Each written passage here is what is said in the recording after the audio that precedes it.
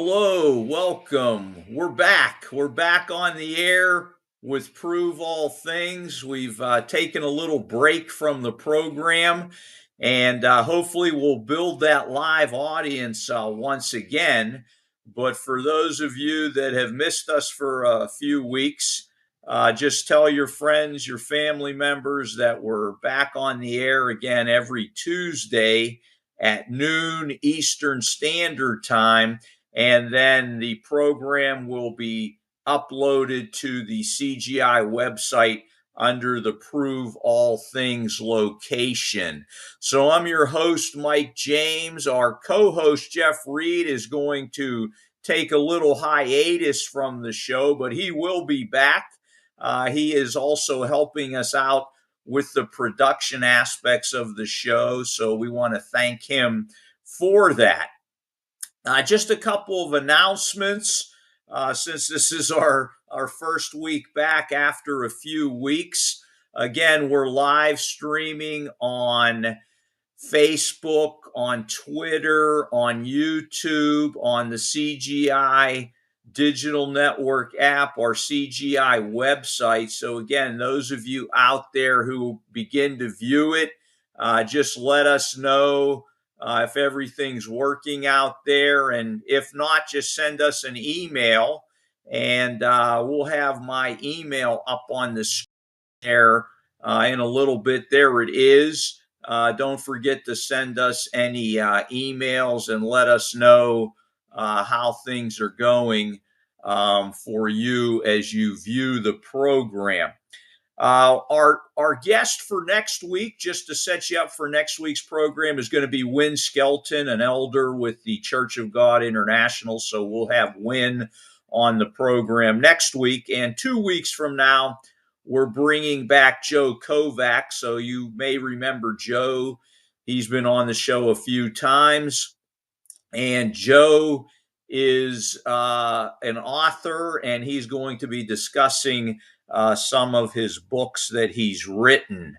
I want to mention the fact that we have established a new cell group in Troy, Ohio within the past week. So that's about 70 miles west of Columbus. So anybody out in Troy, Ohio, please be aware of our cell group there, and you can find their information on our website. I'm getting some folks out there letting me know they're hearing me loud and clear, so I appreciate that information.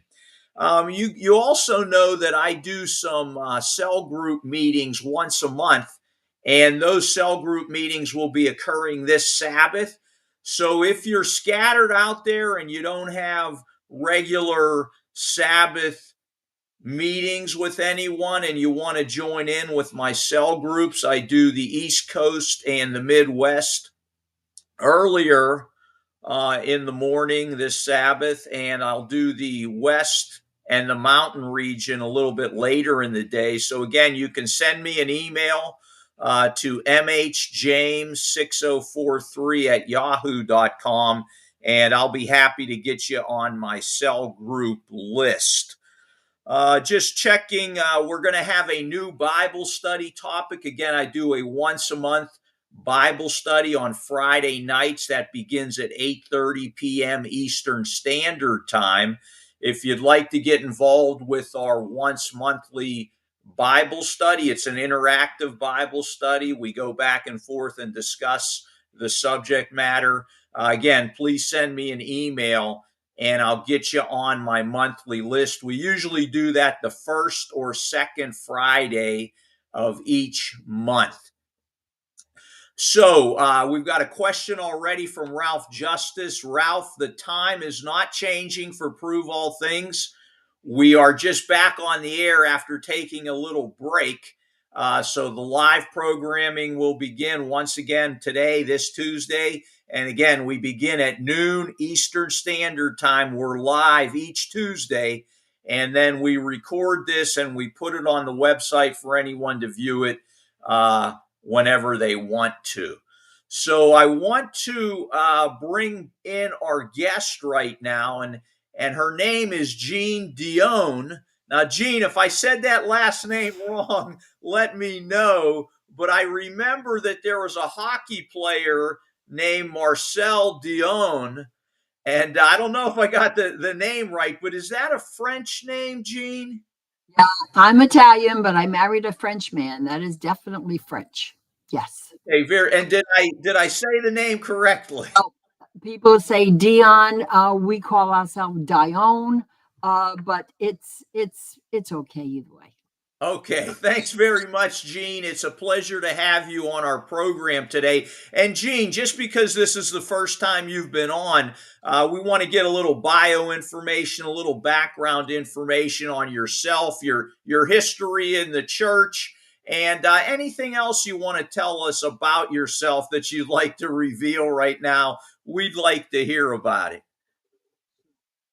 Well, my name is Jean Dione. I live up in the Northeast, in the Rhode Island area. I have been a snowbird for many years, so we also winter in Daytona Beach. We have 5 children. I was married.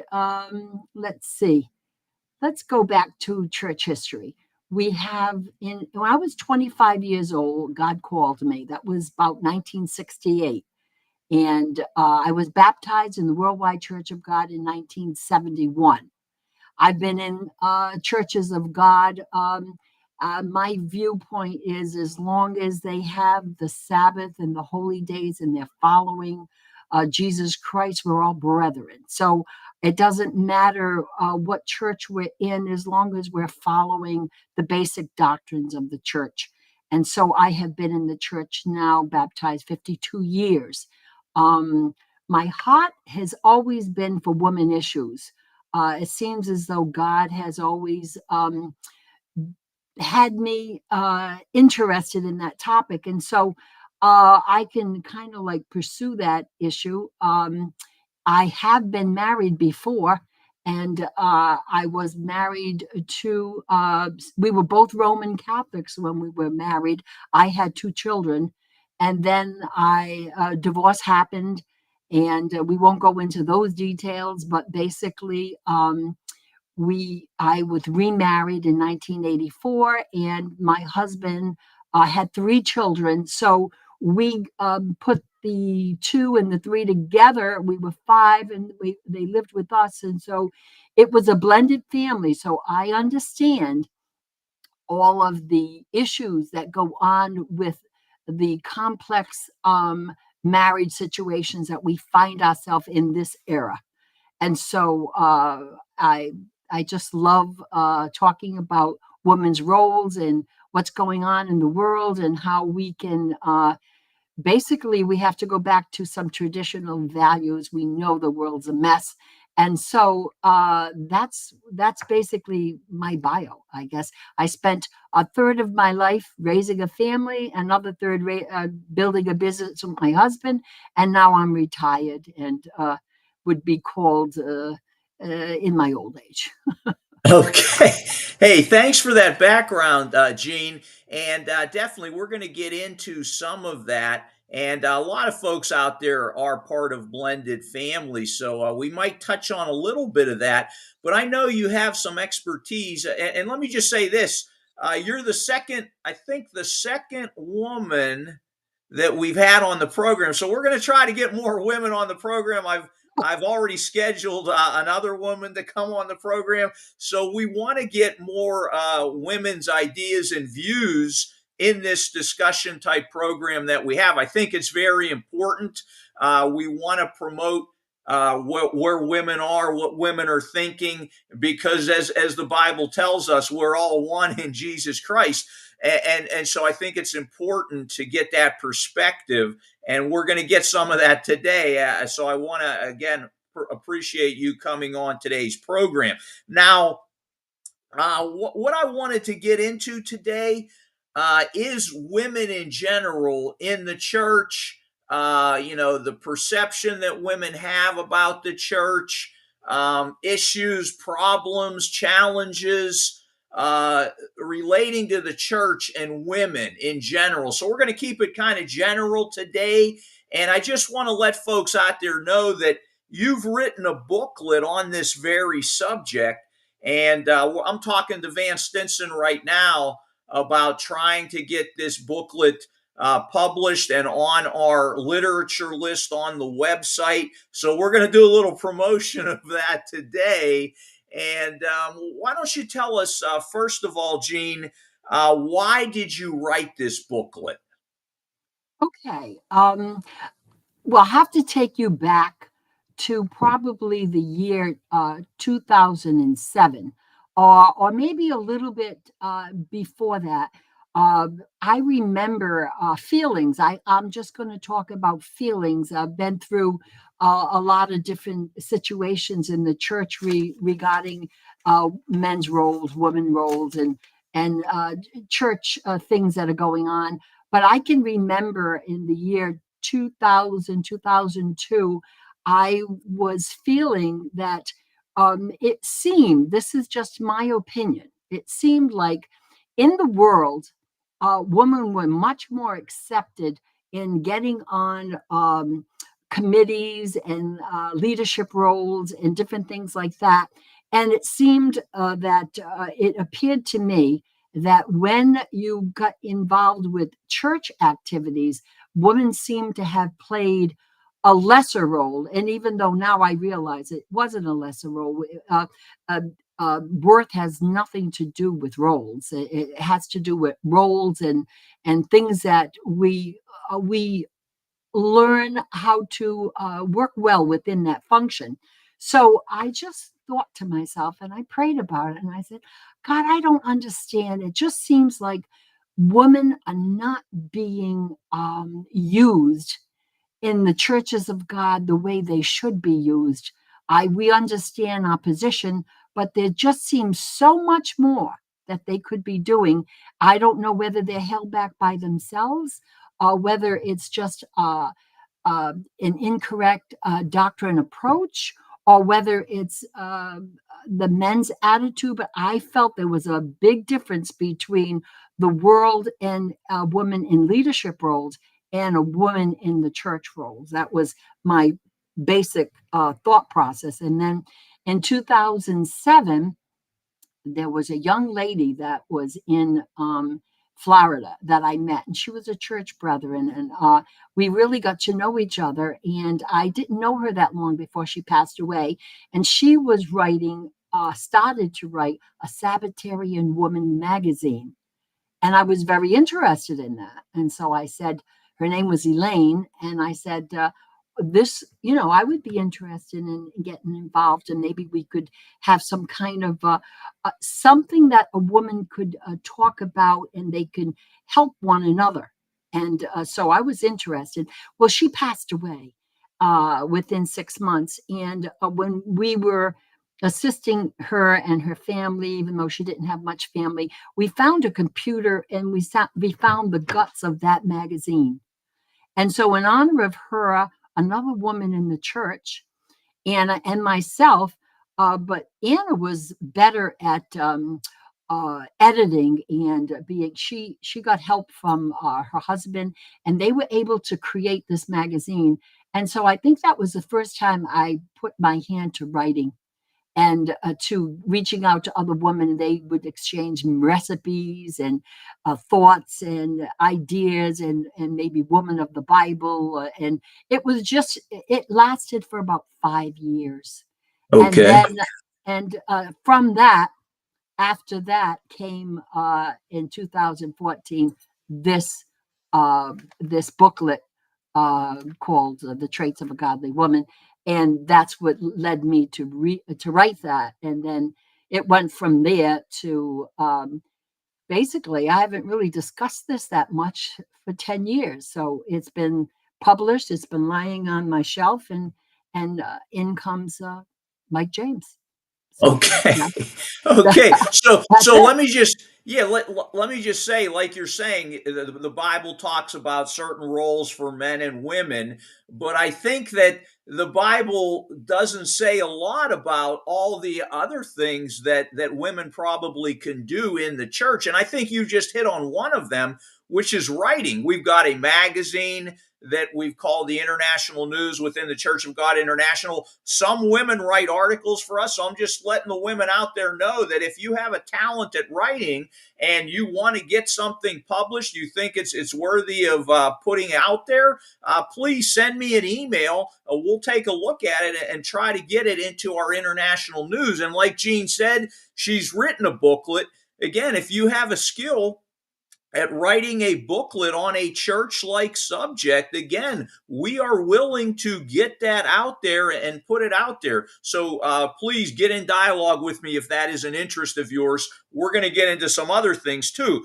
But in this book, Jean, and I've read your booklet, you get into one of the things you get into are what we call the traits of a godly woman.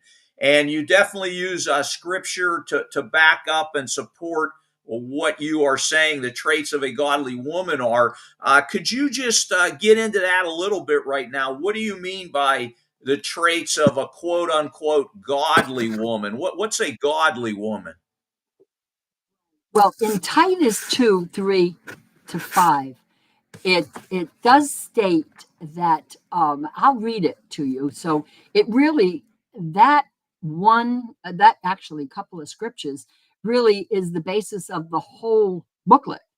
So based on that Titus 2:3-5, I'd like to read it right now, and then that's where the booklet goes and it dissects it, trait by trait, and it says that the aged woman likewise, that they be in behavior as becoming holiness, not false accusers, not given to too much wine, teachers of good things, that they may teach the younger woman to be sober, to love their husbands, to love their children, to be discreet, chaste, keepers at home, good, obedient to their own husbands, that the word of God not be blasphemed. And that's a mouthful. In today's world, in today's world, I mean, we could go on endlessly with those topics and as to what's happening today and the destruction of the family and women and men. I mean, everything is upside down. I mean, really. So Yeah, I it's, agree. I agree, Gene. Let me just ask you something. When you talk about these traits, like I only have one daughter, so you've had five kids that you've dealt with over your years, and one daughter seems like a handful for me, especially a teenage daughter right now that I oh, have. yes, yes, So what I've absolutely. noticed, and help me with this, I've noticed there are times where I'm kind of not knowing what to do, where my wife seems to have a better handle on knowing how to handle my dog. I come across as more lenient than my wife. I've talked to some other fathers, and they say that the daughters can wrap them around their finger. Do you see some distinctions there in the role of a father and mother in dealing with children, and what are those distinctions that you've experienced? Well, I'm just going to talk in general because we can't talk individually, everybody's different. Sure. But in general, I would say that women tend to be more emotional, but that doesn't mean it's always the truth in that situation. But Sure. women tend to be more emotional than men. So when they're talking, when they're dealing with a child, especially a young teenage daughter, they're going to basically think about the emotions, and they can remember how they felt at that age because they're in there, they were in that body at one time. So they basically can identify emotionally. A man, in general, I'm thinking just in general, will Sure. basically think very logically and a little bit more black and white because this is what needs to be done and how are we going to do it, and doesn't seem to that's why there's a difference with between the male and the female. That blend is ideal because it makes you think and it gets you your head wrapped around something else that maybe you weren't thinking about. But most of the time, the man can be more disciplinary than the woman. So you're saying you're more lenient. So it all depends on the individual and their Sure. personality, you know. Yeah, yeah, no doubt about it. We get into these generalities sometimes about characteristics of men and women, but definitely those generalities don't hold for Uh, everyone. No doubt about it. So, getting back to the traits of godly women, uh, can you give us a few of those traits that you describe in the booklet? like for instance, to be sober. I mean, the first thing that we would think about to be sober, maybe we might be thinking of, not being, drunk with wine, and maybe not having alcoholic tendencies. But this is basically, it mentions it previously that there shouldn't be much wine, but that would go for a male or a female. But sober, to be sober really means to do one's duty, to be moderate, to be self-controlled, thoughtful, to learn to make wise decisions and judgments. So all of that requires common sense. So if you are foolish, I mean, it's going to show. I mean, it's going to show. So to be sober would be to be basically making good judgments, and not being a parent and being a married woman, or even not being married, you're always going to be making judgments. And a lot of the things that we do, we don't want to cause problems, as far as them turning around and say, oh, they're a Christian, and they're doing that. And that really puts a mark on God. And I don't want to hear anything about God. Look at the way he's acting. Look at the way she's acting. So our behavior and our decision making is very important. Gotcha. And we've all made, I mean, we're human, so we do these things. I mean, we're not perfect, but we don't want to bring disdain on his word, and his ways. Right, right. No doubt about it. Sober minded. That can go for males also. Absolutely. What do you see are some challenges that women have in the church today? Not just the church in general, but even maybe in Church of God groups. Are there more challenges than, say, the church in general? If we just say quote unquote Christianity. Well, it depends what's happening now is different than what happened 25 or 50 years ago. I How think we so? would. How so? Well, I think that I can only speak of myself. I remember in the early years, there was much to do about. It seems they majored in the minors. It was like a woman when she came into the church. I mean, the first day I came into the church, I remember this is back, in 71. I remember someone coming up to me immediately and saying, "Hey, do you know you're wearing lipstick?" And that wasn't the focus back then. And just a thing about the makeup, I mean, the makeup went on, it came off, it went back on, it came off. And I think that, they were more concerned about the outer than the inner sometimes. And also everything seemed to be the woman I felt at the time, I remember almost like being in a fish tank. I mean, there was a certain look or way that you had to be. Then, it was acceptable. I can't explain it 100%, but it felt, I remember at one time looking, and don't take this personally, I'm talking way back when.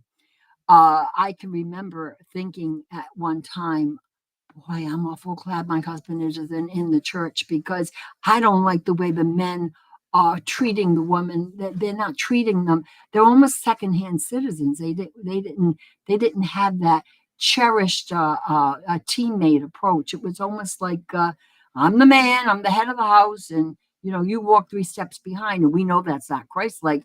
But there was an attitude sometimes, and everybody wore the suits and carried their briefcases, and it was a different era, and the woman had to make sure they had long skirts and long hair, and it was just a different era. I'm not approving or disproving anything. I'm just saying that sometimes we majored in the minors. I hear what you're saying. I was never in the Worldwide Church of God, but I have heard some of the stories that you're describing on how women were treated, the changes that occurred with the makeup policy going back and forth, and things like that. And again, just speaking about makeup in general, again, we can find scriptures in the Bible that would lead us to think that, hey, there's nothing wrong with that, but it would be in moderation. It would be, you don't want to go overboard on Right. provocative dress, or too much makeup, or too much accoutrements. How do you feel about that?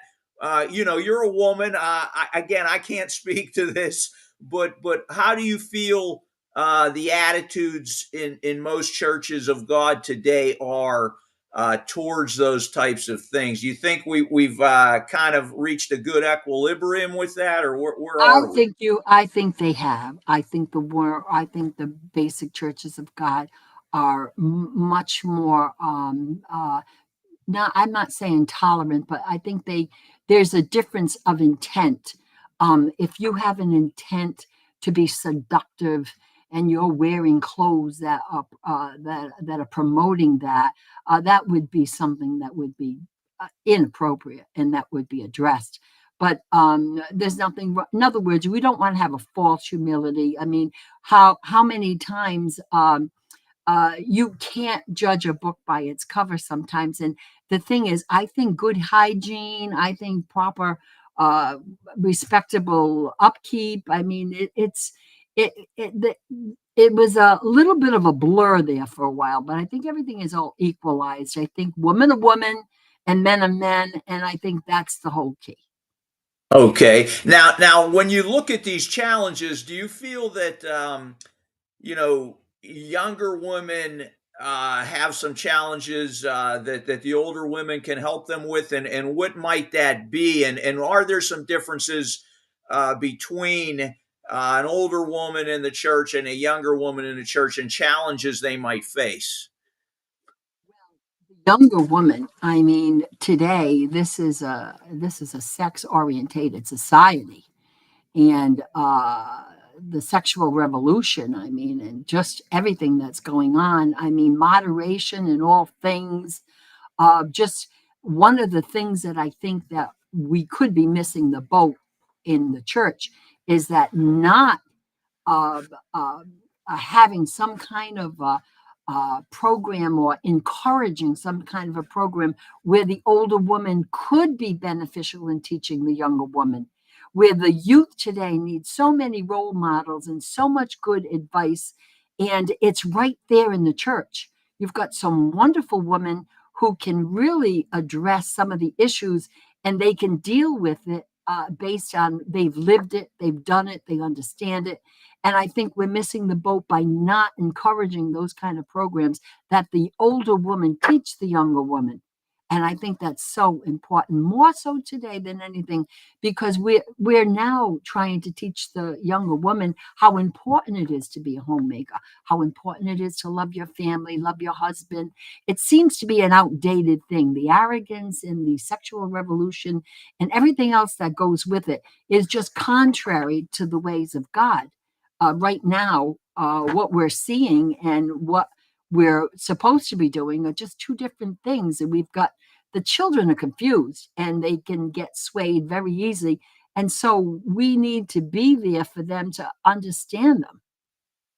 So I think some of what you're touching on, correct me if I'm wrong, but the changes that occurred in the 1960s into the 70s have led our society today to kind of, maybe women have lost sight of what their natural gifts may be. And don't let me put words in your mouth, but maybe you're saying women are getting confused, thinking that, hey, I've got to be the CEO of a company. I've got to make this much money a year. I've got to do everything. I've got to not only have the job, but take care of the kids. And some women are having trouble keeping up with all of that. Do you see some of that happening with our Oh, women today? very definitely. I mean, think about this. Just think about this. What's happened in 100 years? The young woman 100 years ago, 6% of the workforce going to work with children, minor children, was 6%, and that was because the man didn't have a job or wasn't able to work. And then you've got the 1920s, maybe 20% are going to work while their children are small. Today, it's 75%. It's a whole different ball game, and some of it is necessity, and some of it is maybe not. I mean, it depends on the dynamics of the family, the partnership that they have, but we're in a whole different world. So the role models are blur, the roles are blurred, and everything is mixed up. Sense of just trying to put it together and just keeping up. The busyness is over the top.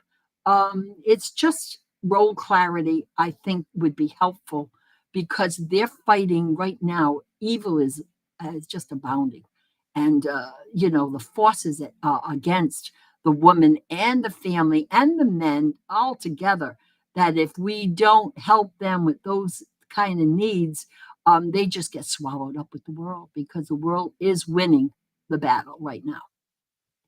I hear what you're saying. When I think of the most important job in the world today, I think that the role of a mother in raising children is, to me, that's the most important job in the world today, because I feel that a mother has more to do, especially when a child is, in the early years up to age 5, 6, 7. I feel the mother's role is more important in teaching that child and having the capacity to understand the child, relate to the child, and that's the most important thing that gets a kid on the right path for adulthood is what's happening to them when they're in that 0 to 5 age range. And if the mother's not there, and the father has a role too, I totally understand that, but I feel that women have more gifts and capacity in that age range than men do. What are your thoughts about what I just said?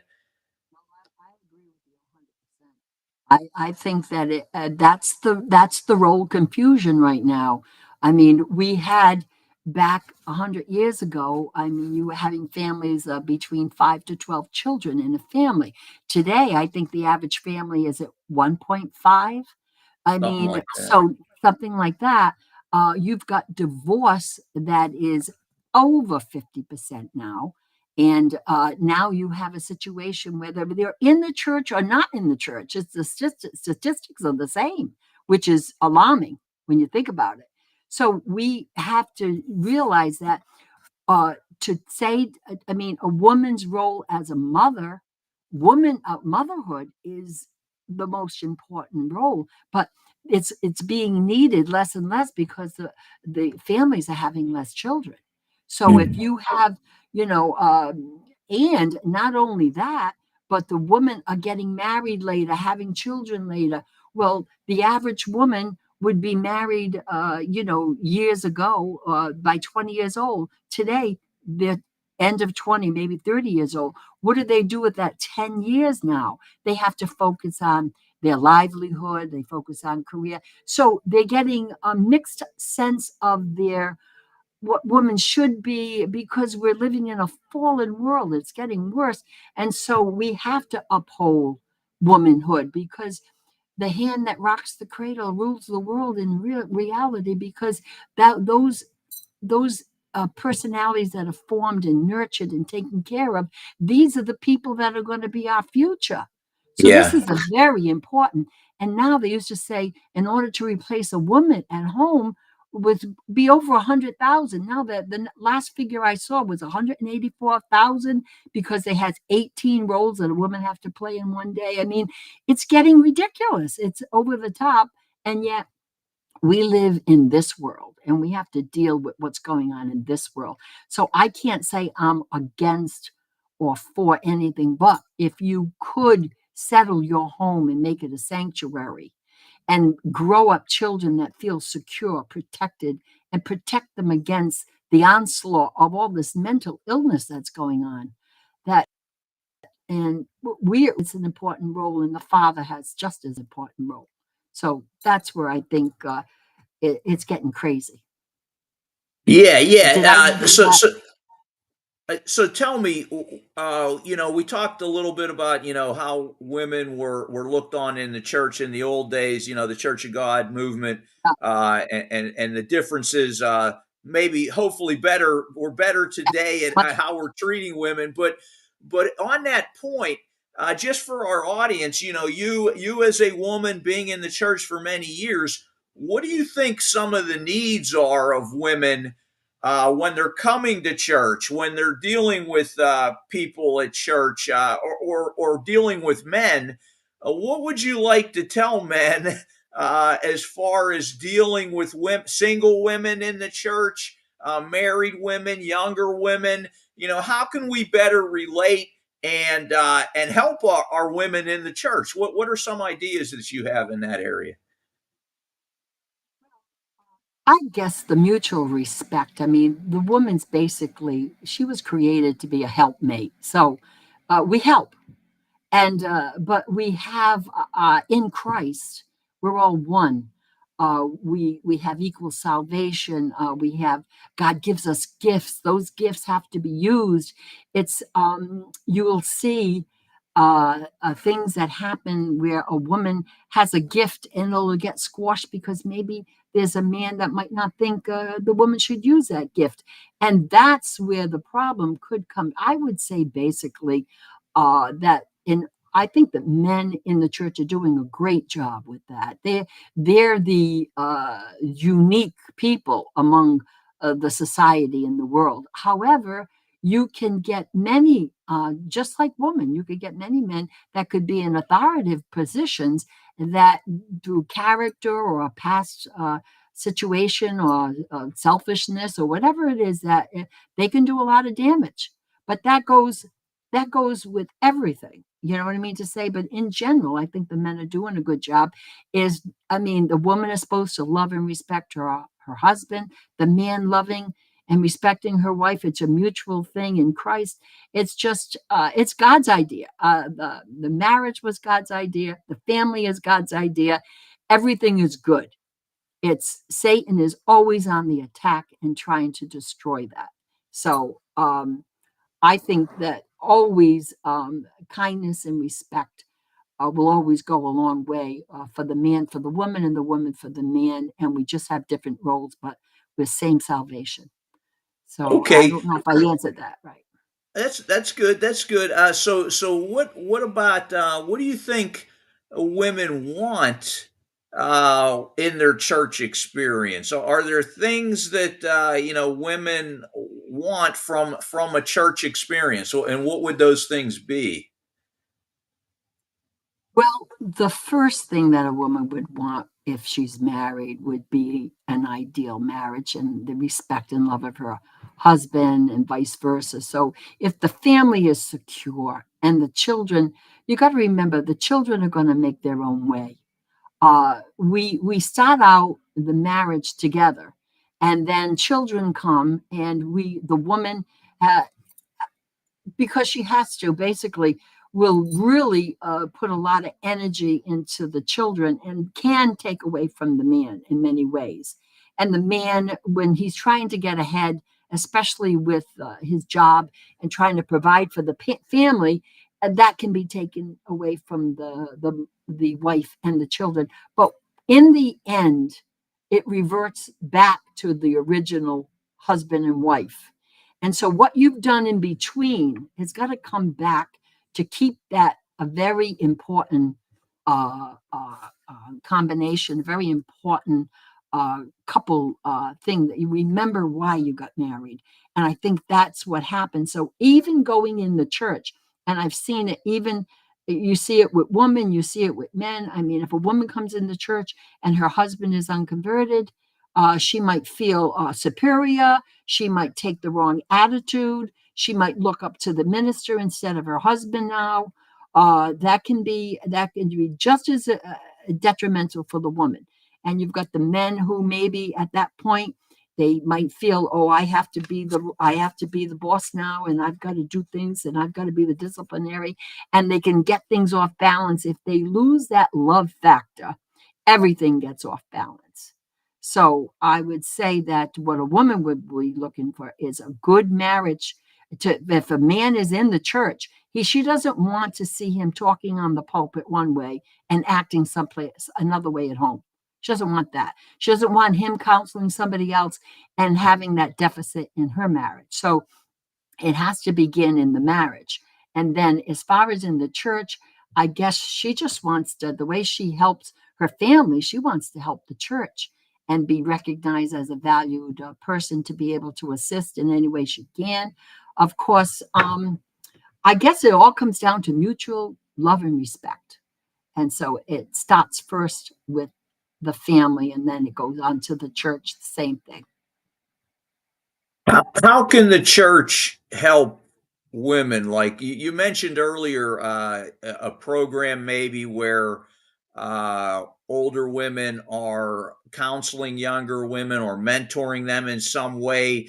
And I think that that's a great idea. That mentoring idea, older men talking to younger men about what Yes. they need to know too.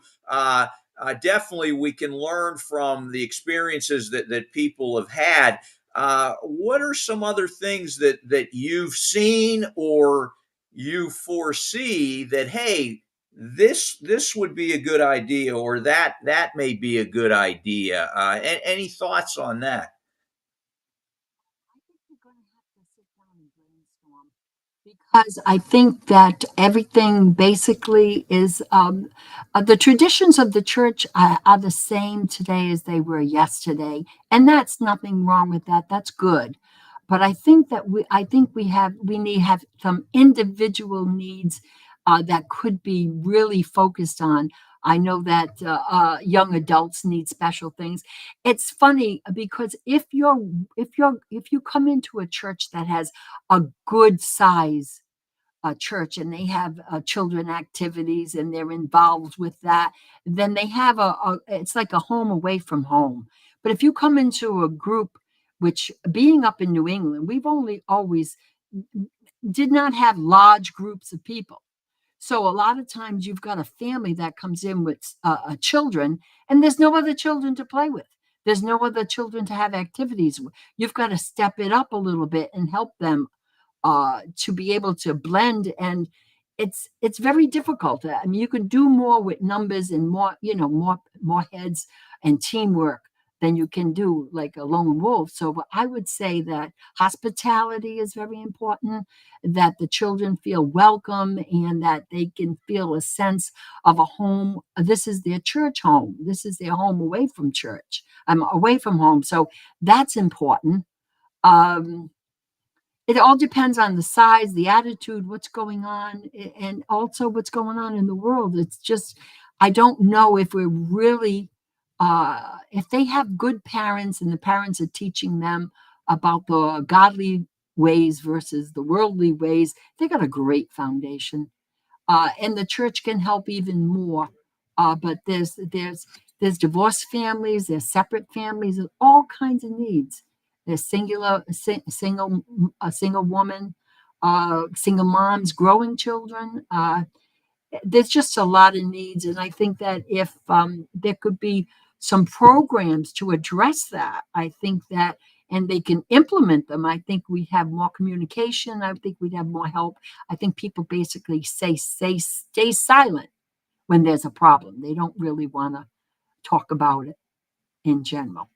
Gotcha, gotcha. So just I'm just going to make this announcement to the public out there.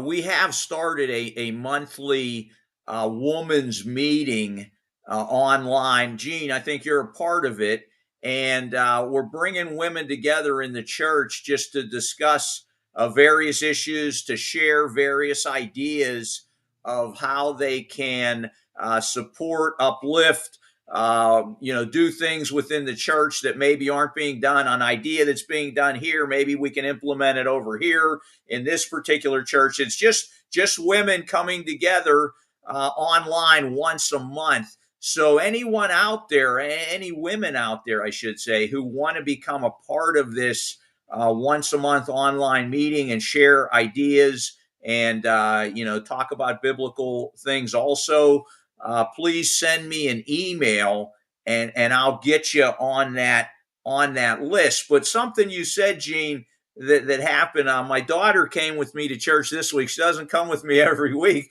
but during church, before church, I should say, one of the women at church just came up to my daughter and started talking to her, out of the blue.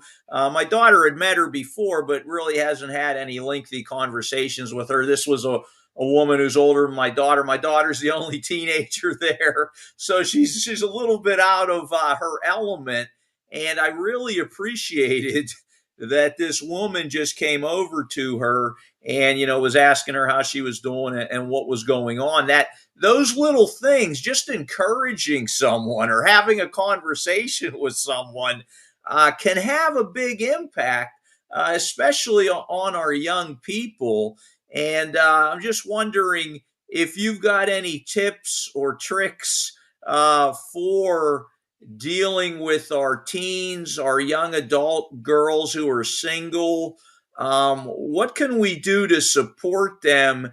Because they're the ones that are facing the brunt of this different society and culture we're living in today than we were living in when I was growing up. Things are much different. What do you suggest? Well, in general, I mean, a girl today is wearing a lot of hats. They're probably need some time. They're probably, especially when they have young children, they're overwhelmed. It's a lot. A lot of pressure, school activities and school work, and just fitting in. It seems like I think the number one thing that if you asked a woman is to find time. Time is of the essence. You can't have enough time with your family, especially if you're working. I would say for the young girls, I would say to try to find a godly man, someone who had a similar core values, at least, where when you bring a child into the world, you're on the same page, working for the same cause. Where if you just are attracted physically and you have not thought out how your life is going to be, it can end up in disaster because there are so many things to providing for a family. You want a man that's going to protect, provide, godly man that's going to cherish and treat you right, and you want to raise up your daughter that she's going to respect the man that she's married to and be the wife and a good mother and still be able to keep up with everything else that's going on. So I think it's going to be to make that family time, to make the time for each other and for the family, because time seems to be the number one issue. The burnout right now for women that are working is at least 28% more women than men, because there's just when the children are young, if they're going to be really responsible, there's a lot of responsibility. If you just have to worry about the home, that's one thing. But if you've got to go out in the working world and the home. And men today are really contributing and helping out. They're really partnershiping, but it's still a very hurried, busy world. I think Satan likes to keep us all so busy that we can't think of the more important things of life. Gotcha, gotcha. Something I appreciated in your booklet, Gene, was you got into some scenarios in your booklet about things that could make your marriage go haywire, and some things that maybe we don't always think about. Let's say you've been married for a while, and the children are becoming priority, and you've been married so long that you kind of forgotten what your original love was and things of that nature. What are some things that women and men need to be on guard for as a marriage develops over the years, when you're in that 15-20 year time frame? What are some things to watch out for that could impact or harm your marriage? I think that what happens when you're too busy, I think work can consume the man, and if the woman is working, her role in the job market could consume the woman. And they're used to that two paychecks coming in, and something's going to suffer. And usually, it's the children that suffer. And also everything is, we have to think of convenience, because if you're working, everything's got to be convenient, so you don't have time to make that, maybe that home cooked meal that's going to take a lot of time. You're gonna pay for that convenience, and it's just going to have that vicious cycle. You got to make more money to pay for more convenience, to be able to have more time, because got to put, it's all about the time. And so I would say that to take the time for each other and for the family, it would be critical. But also, who your friends are, who are you hanging around with, what are the influences that are coming in, whether it's for the single young girl or man, or for the married person. I mean, you might be involved with a couple, and the next thing you know, they're taking addicted drugs, and they're influencing their behavior, and it's you lower your bar, and you no longer, now you tolerate this kind of talk and that kind of talk, and it's worldliness that is taking over more than godliness, and that we're all prone to that. I mean, it happens, and so we have to guard against that. And also, uh, the TV is really a problem today. We have to be very selective what we watch, what we feed our mind now, what our children watch. And then the really truth of the matter is, the children are going to have a mind of their own, and they're going to go off and do their own thing. And you hope and pray that you gave them the foundation to choose, but they have a lot of forces that are going against them. So I would say, if we stick close to God and each other, we're going to have a much better chance of being able to ride this storm. You know. Gotcha. Yeah, you're hitting something there on technology. You talk about TV, but that cell phone, the internet, TikTok, Yeah. YouTube, all those videos really are promoting a different ideal for women, men also, but we're talking about women today.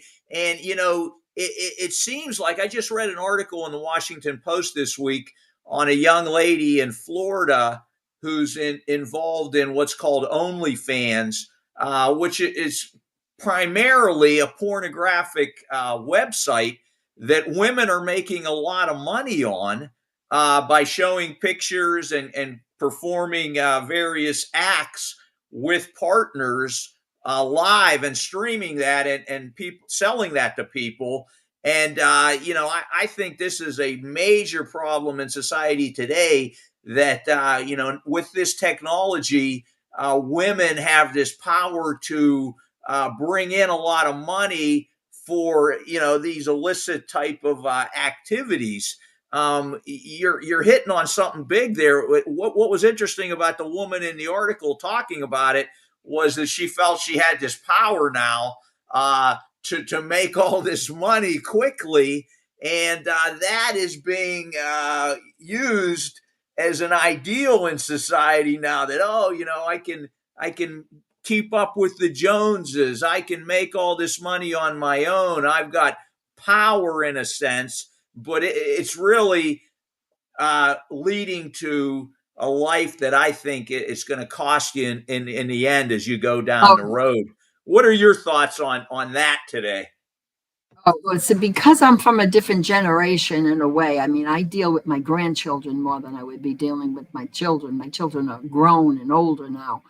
But I see what they have to face with this, with the media, with all the social media and the. I mean, we can tweak our life and make our choices now at our age, But when they're young, they're influenced by a lot of the stuff, and what's coming out is pure garbage. It's just rubbish. It's anti-God. It's anti-moral value. There's nothing. There's very little things that are coming that are good. I just think that this is a different era, and so I think the younger girls that this would be beneficial if we had uh, some kind of a round discussion of younger girls getting together and how they're facing a life with their children, and godly women talking to other godly women and how they're facing it. Sometimes there's a generation gap. I might be in a time warp zone. I mean, I can talk about what's going on, but the parents of the young children can really speak to that, and they're beneficial in really helping each other, because how do they handle all of the onslaught of evil that is coming? This is really, it's detrimental to their mental health, and yet you can't keep them in a box. They go to school. You can't. How do you let them? It's tough. It's tough. Right. No, I hear what you're saying. I'm seeing it right now with my daughter. We're holding the line with her, and so far so good. But it's hard. I gotta tell you. Her friends talking to her, what she sees on the phone. We take that away for a while and things like that. It's a difficult world to be raising a child in right now, based upon what you and I experienced many years ago. We've just got a few minutes left, Gene. I'd like you to kind of just wrap things up. What would you want to tell the audience right now as we conclude the program? Just some final thoughts on this subject that you'd like to express. I would think that if I could say anything to the woman, I think having a good self image and a good sense of self worth, because this could protect you from maybe certain attitudes, whether they could be close at home or distant or whatever, that if you know your worth in Christ and your value as a woman, that can't be tainted by other people's attitudes. So you have to be thankful that God has given us the strength and the ability to see through these pitfalls and these terrible times that we're in, and recognize that we have an important role as a woman, we have an important role as a mother, we have an important role as a wife, and not to diminish that at all. It doesn't matter. And it's not going to be based on status and money. It's going to be based on the inner person. You can do the gift wrap. That's fine, because that's fine. But it's what's inside, and that we can bring up our girls to have that quality. It's going to be beneficial for all the people they touch in their life, but mostly their families. Gotcha. And one last question. What about single women, Gene? Some women don't get married. Some men don't get married. Anything to say to the single women out there? Because again, women have gifts that men don't. I believe there are some gifts that we both have, but anything to say to the single women out there who may want to get married, or maybe have not been married or are widowed, or what can we provide to them? Some ideas out there. The single women have to be included in everything that we do. We can't be excluded because you're a couple.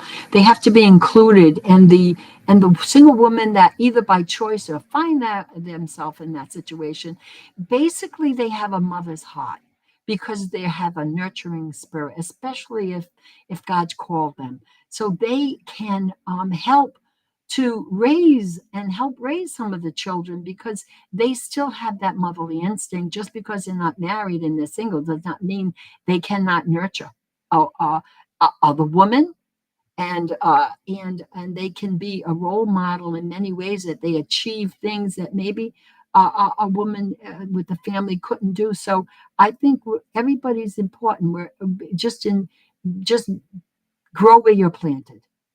I think that's the Gotcha. most important. Gotcha. Good point. Good point. We got a question here. We're going to finish with June is saying, do you think it's okay for women to pray in the church? Some women in one of God's church open service with prayer. I've had in some places where I had a group in Maryland, we had so few people that sometimes I would call upon a woman to say an opening or closing prayer. I've seen that done in other places. There's scripture in the Bible that talks about a woman prophesying, women praying. We're going to get into that subject, June, in a very soon coming show where we're going to That's a talk to good some topic. people Yeah. who've done a lot of research on the scriptures that talk about the roles within the church. Again, I feel that the elder, the leadership role in the church should be a male role for various reasons, and we're going to get into that in a future show. But we will be touching on that, June, and much more. Gene, do you want to say anything about a woman praying in the church? I think that that's a hot potato. I think that's not going to take a 1 minute. I think Yeah. that's the most time we have right now. But I like to say like you, it depends on the circumstances, and it's a lot of discussion that goes with that. So I'm not going to get into that right now.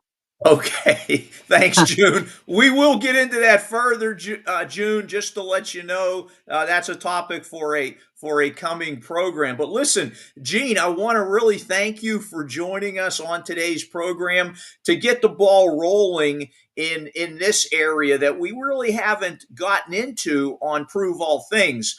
Talking about women's role in the church, challenges that women are facing, and hopefully we can get into this in a more specific way in a future program. So I'll be talking to you about that. If we get that booklet up, I definitely want to bring you back to promote that and talk a little bit more about it. But thanks again, Gene, for your time. And I'm going to sign off right now, and we'll see you all next Tuesday. Thanks, Gene.